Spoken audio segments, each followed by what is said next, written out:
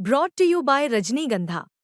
यूं ही नहीं ताज ताज बन जाता है, शिल्पकारों का हुनर और चुनिंदा संगमरमर ताज को नायाब बनाते हैं। कुछ ऐसे ही चुनिंदा जगहों से बस खास ही चुनकर लाता हूँ। कतरे कतरे को मैं हीरे सा परखता हूँ।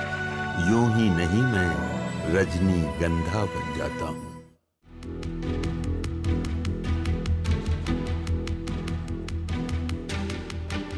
भारत के पड़ोसी देश नेपाल के हालात इस समय ठीक नहीं चल रहे हैं। नेपाल में सोशल मीडिया बैन की वजह से हालात गर्म हैं और अगर ये बिगड़ते हैं तो इस बवाल का असर भारत और नेपाल व्यापार पर पड़ सकता है। तो आइए जानते हैं कि नेपाल भारत से क्या क्या खरीदता है और भारत को वहां से क्या मिलता है, और अगर विवाद बढ़ा तो दोनों देशों के बीच व्यापार को कितना बड़ा झटका लग सकता है। सबसे पहले आपको बता दें कि नेपाल की इकोनॉमी खेती और टूरिज्म पर चलती है, लेकिन जब बात जरूरी सामानों पर आती है, जैसे तेल से लेकर बिजली समेत कई सामानों पर, तो उसको लेकर नेपाल भारत पर निर्भर है। करीबन नेपाल का 60% से ज्यादा व्यापार भारत के ऊपर निर्भर है। साल 2024 में भारत ने नेपाल को 6.95 अरब डॉलर का सामान भेजा, जबकि नेपाल से भारत में सिर्फ 860 मिलियन डॉलर के करीब का सामान मिला।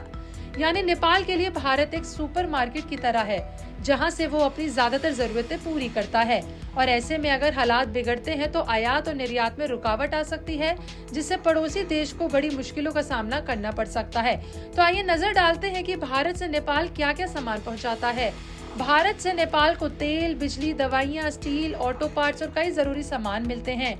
इंडियन ऑयल कॉरपोरेशन की ओर से नेपाल की जरूरत के तेल का निर्यात होता है और वहां पर इसके डिस्ट्रीब्यूशन का काम भी पूरी तरह से कंपनी संभालती है।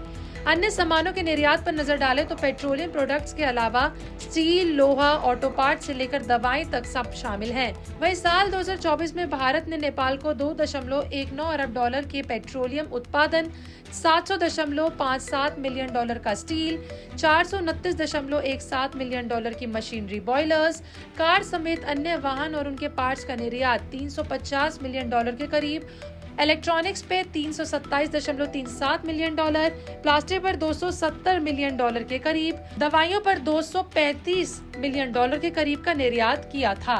इसके अलावा रबर, पेपर, एल्यूमिनियम तक भेजा जाता है और बिजली भी भारत रियायती दरों पर नेपाल को देती है। भारत से नेपाल को जहां भारी मात्रा में जरूरी सामान का निर्यात किया जाता है, तो वहीं कुछ सामान भारत भी नेपाल से खरीदता है।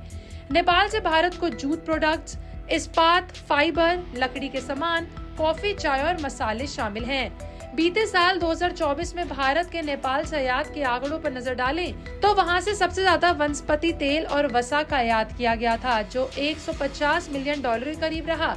इसके अलावा 101.10 मिलियन डॉलर का इस्पात और 100 मिलियन के करीब की कॉफी, चाय आयात किया गया। इसके अलावा नेपाल की अर्थव्यवस्था में भारत की भूमिका कितनी खास है, इसका अंदाजा इस बात से ही लगाया जा सकता है कि भारत की कई दिग्गज कंपनियों के प्रोडक्ट्स नेपाल में चल रहे हैं, जिसके जरिए वहां के हजारों स्थानीय लोगों को रोजगार मिल रहा है।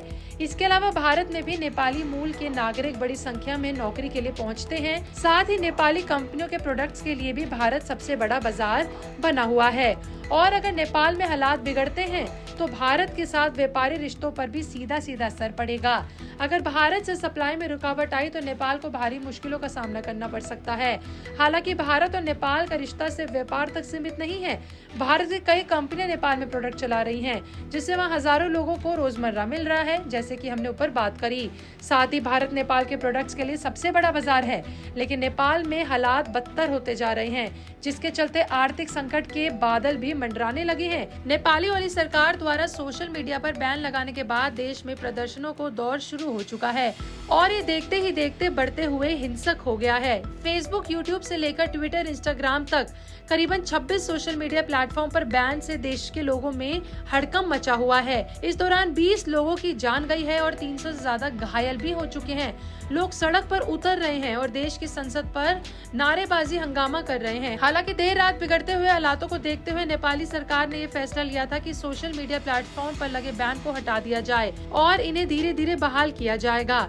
खबर के मुताबिक ये सर्विस शुरू हो गई है और लोग इसका इस्तेमाल कर रहे हैं। आपका इस पर क्या कहना है, हमें कमेंट सेक्शन में लिख के जरूर बताएं।